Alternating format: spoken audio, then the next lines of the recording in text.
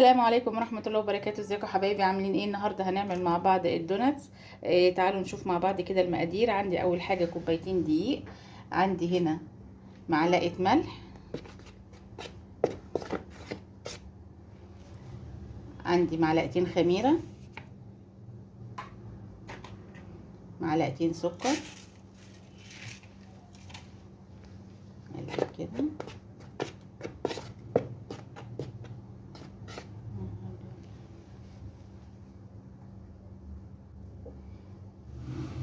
نص كوباية زيت، كوباية الا ربع لبن، وعندي بيضة. هقلب كده كله مع بعضه.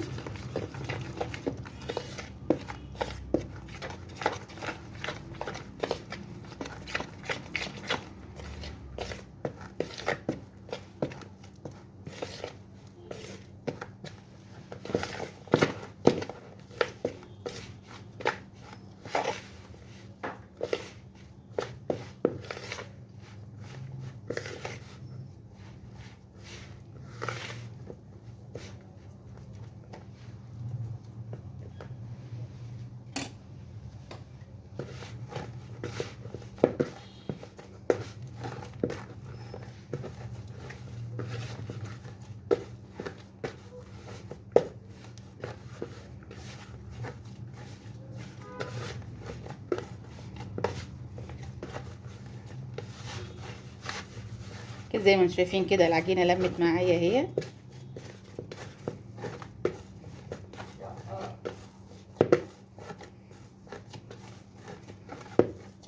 هعجنها كده 10 دقايق واسيبها تخمر.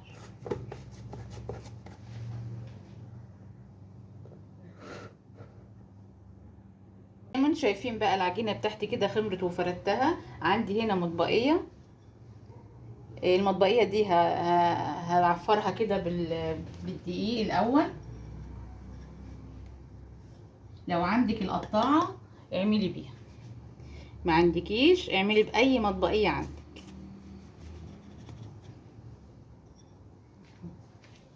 لازم في كل مره تعفريها بالدقيق. بسم الله الرحمن الرحيم.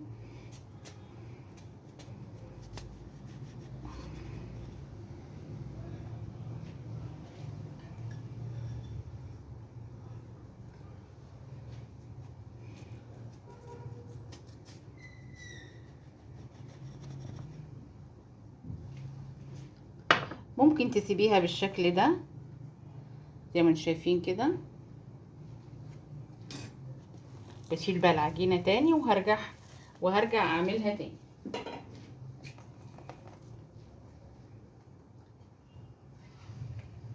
عندك بقى كده غطا ازازه برضو بتعفريه بالدقيق وتبدأي تعملي الشكل ده.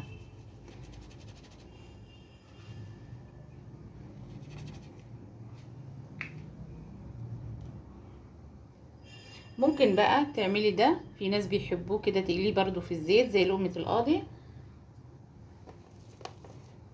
اهو.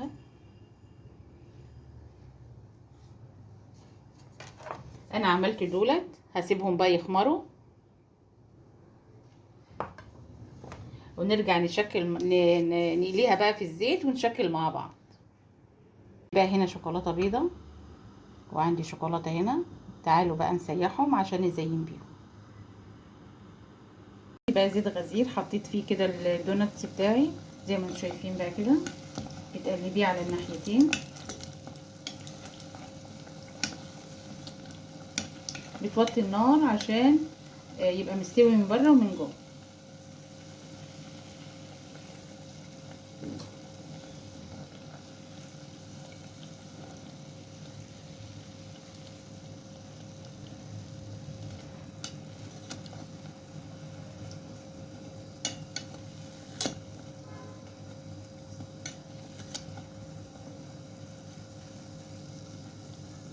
دي هنا بقى الدوناتس انا قليته اهوت في الزيت زي ما انتم شايفين كده.